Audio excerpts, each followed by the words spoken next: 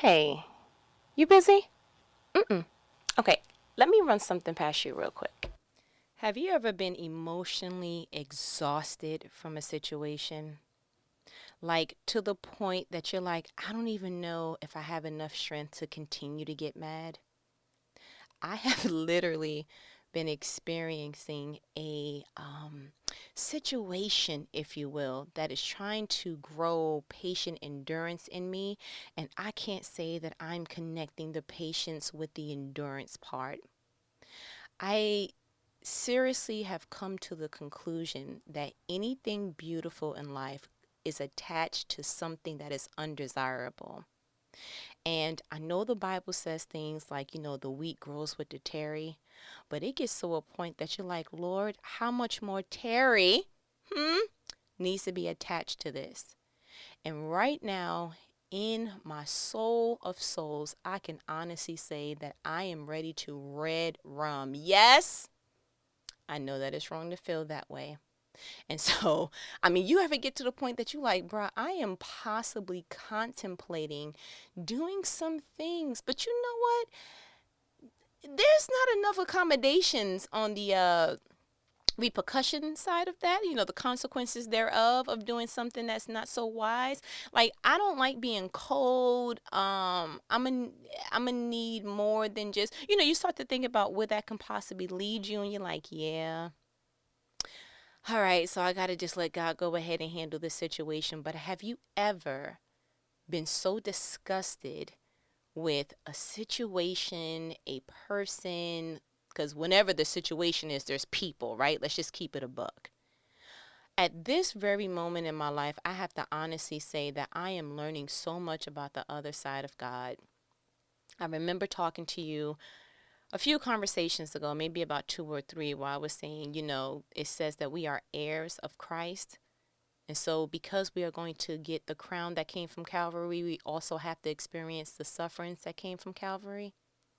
And I feel like if I can pinpoint what season I'm in my life, it is actually, I need you to develop maybe a different response when it comes to your frustration, your anger, however you want to coin it.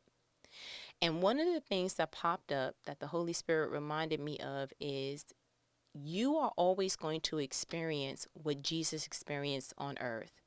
Like, there's no possible way, if you are going to be heirs of Christ in Calvary, that you can walk this human experience and not get a slither of what Jesus experienced. So, I just happened to just be thinking about that. I'm like, okay. And I thought about the way that Jesus loved on Peter, knowing that the whole time he was going to deny him when Jesus needed somebody to ride with him the most. And I said, Jesus, you was able to look at Peter in his face, give him a new identity, said, you know what, Simon? I think I'm going to call you Peter, sir. You were able to go ahead and give him a whole new identity, look him in his face and tell him that you are the cornerstone of the church. You will be the rock that I built my ministry on. You will literally, you saw all this greatness in this man, and you knew that at some point he was going to let you down. He was going to betray you. And the only thing that you did during that time of betrayal is that you left enough space for him to look you in the eye, for you to give him that head nod, like I told you, when a rooster crows three times, or whatever, three times, right? And then I thought about the fact that you let Judas breathe with ease, knowing that he was going to be the very catalyst that led to Calvary. And so when you are zoomed in to those particular examples, you like, bruh, listen, it's no way I would have had Judas that close to me. He couldn't have, I would have made it where he had a limp all 3 years of the ministry that he was with Jesus. Like, if I was Jesus, there, Judas would experience some pain. You have a nice day. Because what you don't know that I know that what's getting ready to happen is that you are the reason, sir. You are the reason. And if I could just put my finger right there, because honestly, that's a trigger for me. When I'm looking at a situation that is uncomfortable for me, um, number one, I look at it like, okay, it's a learning experience. But the way that I am wired to look at a situation is who, what caused this? And the way that I process, and I'm still working on this, the way that I process anger is the moment that I found out the root, I want to cut it off. Man, woman, child, infant, I don't care who it is. It is a, oh, okay, you know what? Cut off until further notice until I know how to reattach you to my life. And I don't know how Jesus was able to know that Judas is absolutely going to be the reason for Calvary and not feel anything inside that says, I want you to have asthma, but like a severe case of it. Like I want to debilitate you in some kind of way. You need a disability. I don't want you walking with me and for you to get all the benefits of saying you walked with me. Like I won't stop Calvary because I know what's getting ready to happen and the benefits thereof. But what I will do is you dare not be around me for 3 years. You know, if I was Jesus, he wouldn't be around me for 3 years with ease. Oh no.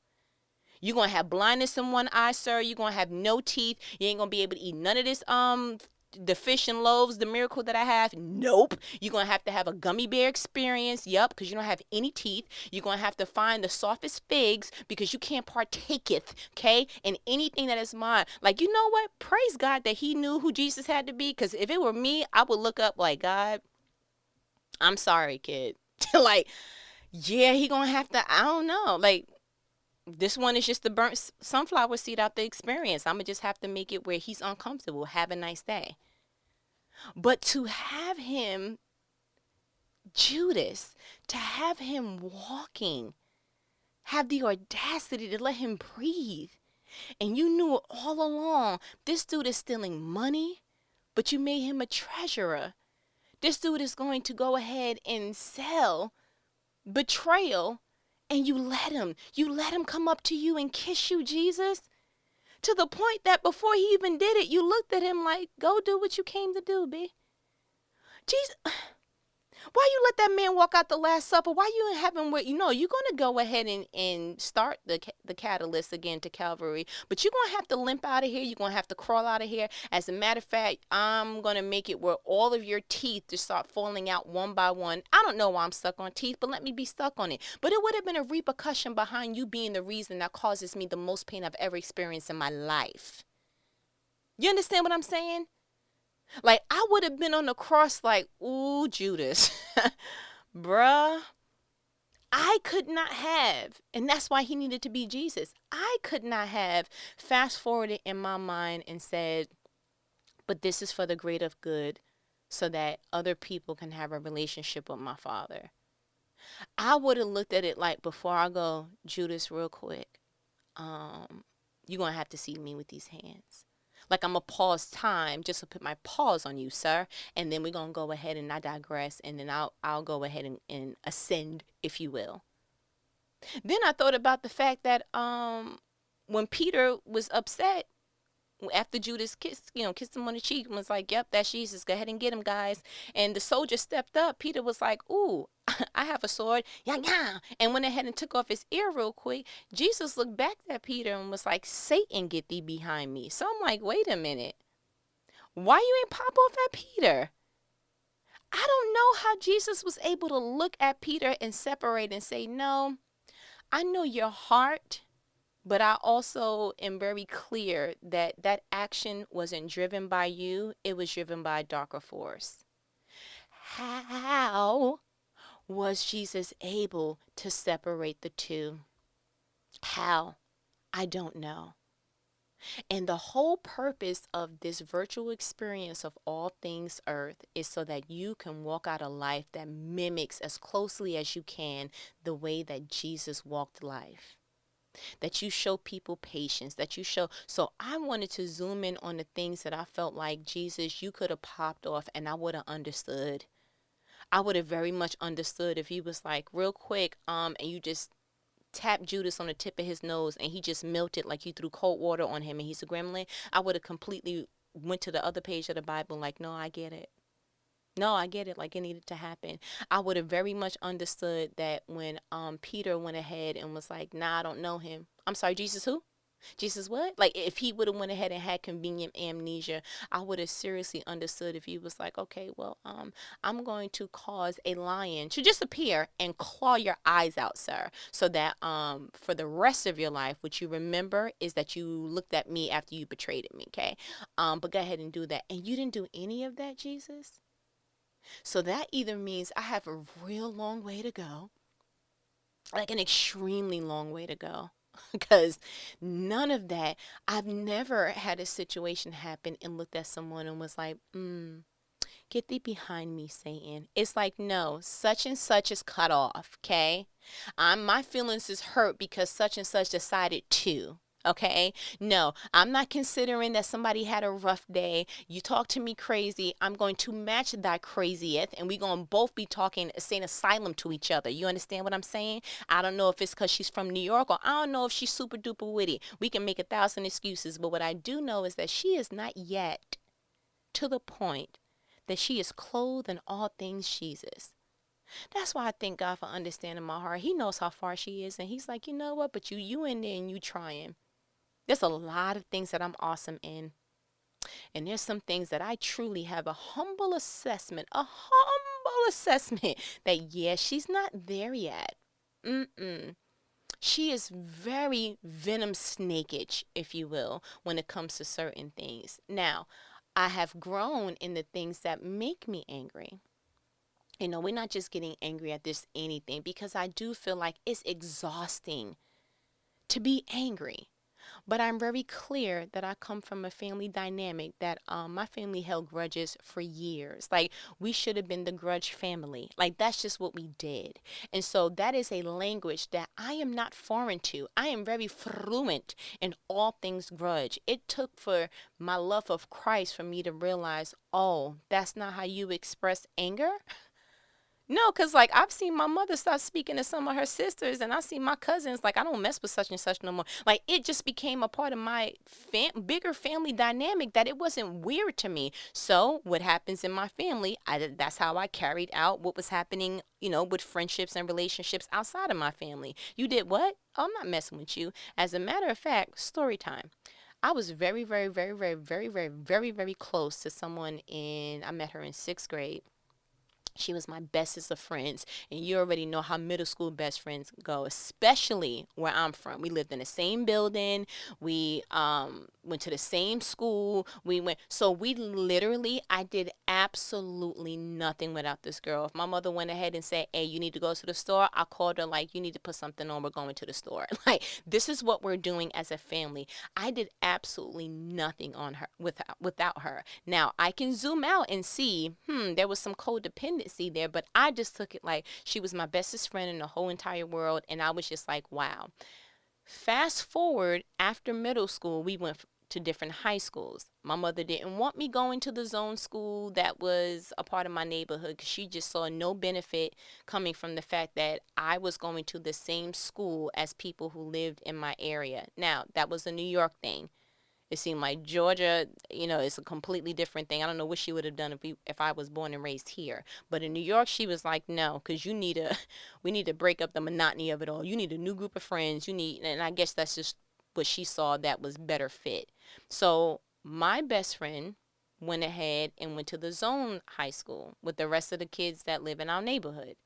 I had to go ahead and go to a further high school, which made me, while everybody else is just taking one bus, because yes, we traveled in New York, while everybody else is taking one bus, I had to take a bus and 2 trains to get to, like, I literally was in the mix with people who were going to work. Like, I was part of the 9 to 5 crew. Like, it was ridiculous. But that's because the high school that I went to specialized in something that my mother knew, yeah, this is going to further you, you know, and that was an awesome choice. And she pre-warned me. She said, you know, you and her are not going to be as close because you're going to be developing new friendships. And I'm like, no, super duper best friend times 3, right? Like, we live in the same building still. That shouldn't mean anything. Then a couple of years went by, and not only are we not going to the same high school now, I no longer lived in that building because my mother went ahead and got a house. So now we're talking real strange. So my mother was like, yeah, you might as well start opening up the fact that it's not, you know, it's not going to be okay. But before we moved, it was already rocky for me because, and I remember it like it was yesterday. I called her up and I'm like, hey, I was the one that was super duper on punishment, or not even punishment. Mother was just strict. It's on lockdown. Like asking her to go somewhere. My yes to no ratio was about 95 to 5%. Her no was strong. Like, yeah, it's just her no game was extra strong. And so I remember one of my friends calling up that was in that particular crew, and they like, hey, can you go to Great Adventures? So I went ahead, Ma, can I go to Great Adventures? And she hit me with the two letters, and I'm like, ah, she said I can't go. And they're like, okay. I just thought the alliance that the best friend and I had, if I can't go, she can't go. Bro, if I can't go across the street to the grocery store without you, you definitely not going to Great Adventures without me, right? Like, that's just how that goes. So the next day goes on. Clearly, this is the weekend of some sort.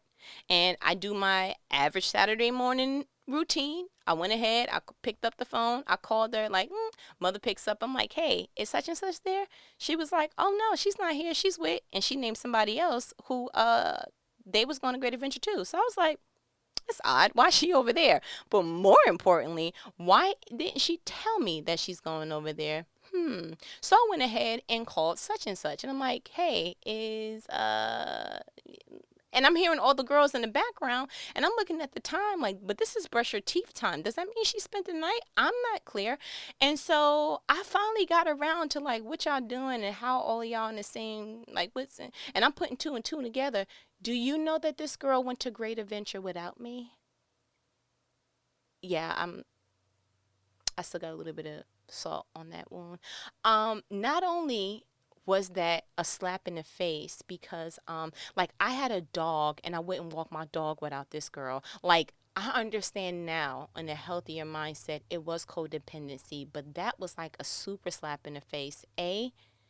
You at somebody else's house, so I almost took it like she cheated. Like real talk, it was just like betrayal to the 90th degree. Two, B, you went to Great Adventure without me. C, you absolutely went to Great Adventure without me, and I never been to Great Adventure. And D, how dare you? And so that betrayal, for whatever the reason in my teenage heart and mind, was too heavy for me to be her friend any longer. And I literally cried and said, I can't be your friend no more. And everybody was like, oh, be quiet. Y'all be talking again, this, that, and the third. And I was like, no. And I knew it was serious because I cried. And it was very, very, very, very hard to get me to cry as a child. I just decided one day that I wanted to be a gangster and I wasn't crying no more. And so for me to feel that and cry like that, it was just like, no, I'm good. And I knew at that point it was just like done. So again, it was nothing for you to cut off a cousin. It was nothing for you to stop talking to your aunt. So like picking and choosing who I spoke to outside of my family, it was very clear like, yo, I get to pick and choose that.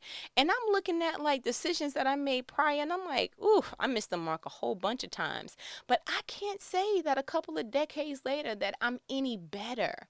I think what has made me done is it's made me more cautious to who I open up to. And so I just picked up the phone and I'm like, how do you handle your anger? Not even so much anger, because we all, you can get mad watching a basketball football game. It's not even the anger. It's how do you handle betrayal?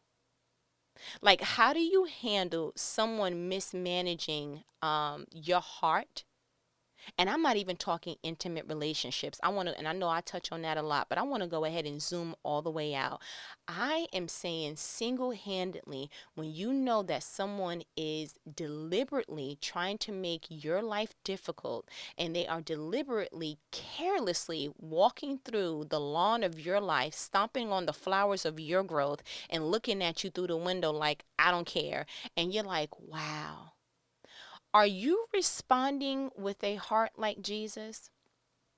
Like, can you separate the anger of what someone's doing, separate the person and the action, and look at the fact that, no, Satan, get thee behind me.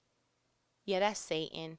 Can you look at the Judas in your own life and go, I know that you're here for a purpose. I'm not even going to block the purpose of you being in my life. I understand that there will be no Calvary if there was no Judas to start it. So, Judas, do what you came to do. Are you able to look at people like that? And no, this is not a don't feel bad. This is just a how far are we from walking out the life of true, utter Christianity, not even Christianity, just looking a little bit more like Jesus. I personally think that there's growth from responding from something differently if you know that a year or two ago it would have been a totally different outcome. Like, bro, you got the right one this Tuesday, because had this been 2 years, Tuesdays ago, yeah, you would have had these hands. And I can't say it would have been for prayer. You understand? When you look at yourself, and that's my challenge to you, how far are you away from walking a life that looks a little bit kind of mimicking Jesus? I'm going to go ahead and tell you, I'm not strong in that area. If I had it my way, it would, a lot of people would have been smite thee. And so in order to help me, I had to go ahead and look up a few verses. I'm not even going to fib to you. I had to actually go to my Bible app, and I'm like, bruh, because I understand now that the Bible is a medicine cabinet. That's how I view it. It's a medicine cabinet. And whatever it is that you're lacking in, it's not for you to feel convicted about it and say, man, I suck in this area and I've sucked for a long time in this area and blah, blah, blah. No, no, no. It's for you to say, oh, God has shown a light on the areas that I'm weak in. And he's like, yo, I'm shaping you into the better, best version of you. And I can't afford for you to miss leg day. I do apologize. Like, I can't have you Bruno on the top and olive oil at the bottom. Like, I need you to be in overall shape. So I feel like he's shown the light, like, you got a little issue when it comes to betrayal, ma'am. And I'm not saying, that you're not to have a human response, but I'm trying to get it to where the human response is actually not the first response, because I am clear that your natural reaction is the wrong response. Whatever you're going to naturally say is like, you might as well go ahead and scratch that. So just for giggles and growth, because that's what I like to go ahead and coin it, I want to go over a few anger scriptures just because it makes me feel like, oh, okay, we're growing. Let's look at this one. James 1:19. And I read in the NLT version. It says, understand this, my dear brothers and sisters. You must all be quick to listen, slow to speak, and slow to get angry. Now I'm going to go ahead and tell you this. For some reason, how I grew up, I did something like this, but it was flipped. I did a lot of, I was quick to listen, quick to respond, quicker to get angry. Sir, have a nice day. I got it. It's like the Soul Train back in the days when you had to rearrange the board, and I may be dating myself, but I got a little mixed up. James 1:20. Oh, you just gonna go to the very next verse, guy? You ain't gonna give me a break? Cool. Human anger does not produce the righteousness God desires. God, are you saying that sometimes you get us angry or put us in situations sometimes, or allow us and permit situations from happening because you are trying to shape us into the righteousness that you want us to be? That was God. I was like, oh, okay. Ephesians 4:31. Get rid of all bitterness, rage, anger, harsh words, and slander, as well as all types of evil behavior. Now, God, I'm not evil. You try to go ahead and like, oh, well, all of that is not me. A little bit of, I see maybe about 2% skim milk. That I'm, if I had to go ahead and put a percentage on how I fit in that verse, not so bad. He was like, oh, okay, read the next one. That's okay. Proverbs 19:11. Sensible people control their anger. They earn respect by overlooking wrongs. Ooh. Okay, the last one I was about 2% skim milk. This one I'm like 100%.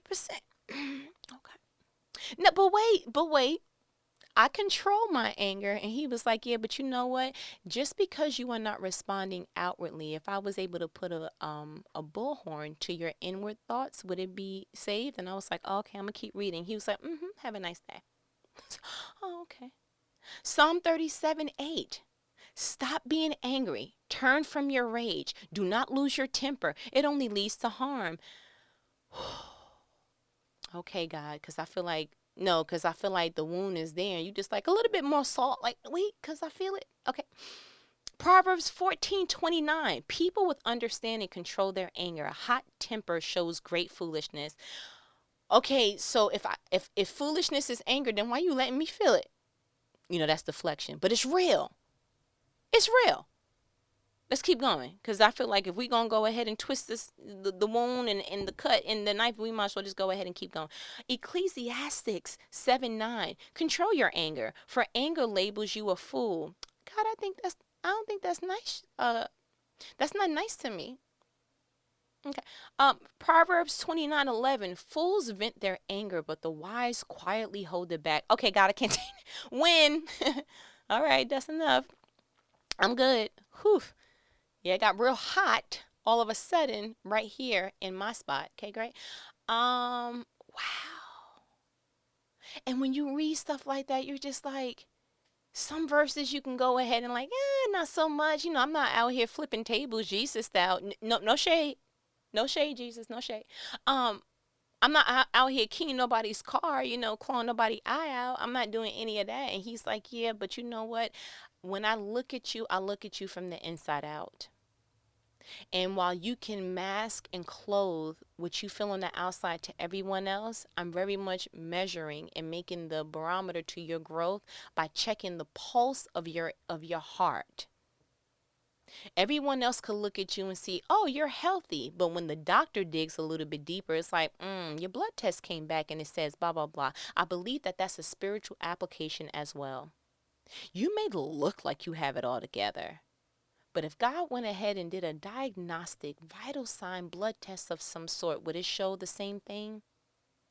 Or do you need to go ahead and go into the medicine cabinet of the Bible and say, okay, I need to take 2 tablets and call Jesus in the morning? Yeah, I need to go ahead and just be real with myself. Listen, I'm not going to walk around looking sickly healthy or looking healthy sick. Like, I'm not doing any of that. I want everyone to get to a point that you realize, you know what? I don't have it all together. And the reason why I'm able to go ahead and pick up the phone and just use my own experiences as like, look, we're all, as long as you still breathing on this good green and blue earth, we still have places that we need to grow in. I do not believe that it's just a one-time arrival and then that's just it. No, I believe that we face new challenges. I believe that if you're strong in an area, God wants you stronger. I think if you're weak in an area, God wants to go ahead and win you back so that you're no longer weak, so that you can start lifting the weight that is required for you to get strong in that area. I think that it's a constant shaping, a constant mimicking. He is looking at Jesus, looking at you, and he's like, you still got work to do. And thank God that he doesn't make you do all of it in one sitting. Thank God he's just not like, okay, happy birthday. By the way, this is what you have to do for a lifetime. I think we will be overwhelmed. Like, bro, you giving me 40 years of information and I'm 19. Like, I'm tired already and I didn't even start any of it. And so my challenge to you today is, where do you feel like God is putting his finger on and you're like, I got to do better in this area? Where is it that you know what? It's just, I'm not making no headway in this area. I challenge you to use the Bible as your medicine cabinet. I challenge you to not look at yourself and say, I've arrived, I'm good. No, because if you're good, then you can be better, you can be great, and you can be the best in another area.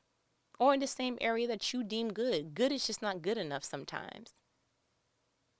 So, you know what these conversations are about. They're life-provoking conversations. I don't want you to just get off the phone and feel like, no, this is not for you to just have an ear to my situations. I want this to go through your ears, into your heart, filter through to your soul so it can get to your brain so you can say, I need to do something differently. Because that's the filtering system that changes your life. But I feel like you got what you needed. And I believe that you know what you have to do. And I want to go ahead and challenge you to do so. If you're not growing, you dead living. You are literally a walking zombie. Literally. And I feel like you are at a place that you're like, you know what? I do want growth. Okay, so I'll go ahead and I tag you in the ring of all things growth. Come in here and get some of this, okay? Yeah, because I'm getting beat down. I don't want you to get beat down too, but I need a little break. You see what I'm saying? But, as my good nanny says, all right, I ain't going to hold you. Go ahead and get you your medicine cabinet. I'm going to call you back later, and I'm going to check to make sure you did it. All right. No, don't get sassy with me. You already know what it is. I'll talk to you later. Later.